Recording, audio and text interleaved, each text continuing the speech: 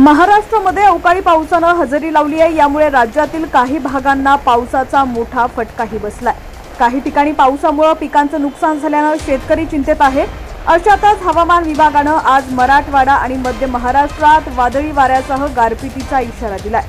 दक्षिण तेलंगणा आणि आजूबाजूच्या परिसरामध्ये चक्राकार वारे वाहत असल्याची माहिती आहे।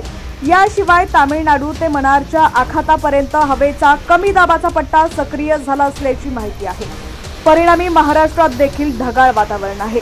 याशिवाय मराठवाडा, विदर्भ आणि मध्य महाराष्ट्रात तुरळक पावसानं हजेरी लावलेली आहे।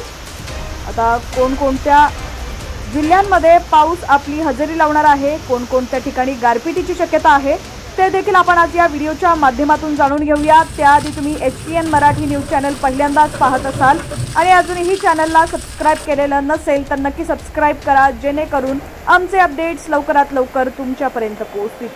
पुणे, सातारा, छत्रपती संभाजीनगर, जळगाव, नाशिक, अहिल्यानगर, जालना, बीड या ठिकाणी जोरदार पावसाची शक्यता वर्तवण्यात आली आहे। यासोबत गारपिटीची शक्यता वर्तवण्यात आली आहे। त्यामुळे या भागांना हवामान विभागानं ऑरेंज अलर्ट दिलेला आहे।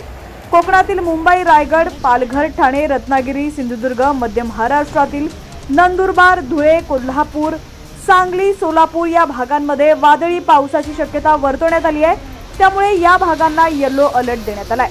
पालघर जिल्ह्यात वादळी वाऱ्यासह अवकाळी पावसानं हजेरी लावली। पालघरमध्ये रात्रीनंतर पुन्हा दमदार पाऊस पडला। वादळी वाऱ्यामुळे या ठिकाणच्या ग्रामीण भागातील अनेक घरांचं नुकसान झाल्याचं पाहायला मिळत आहे। जिल्ह्याच्या पश्चिम भागात दमदार पाऊस झाला असून पूर्व भागात तुरळक पाऊस होता।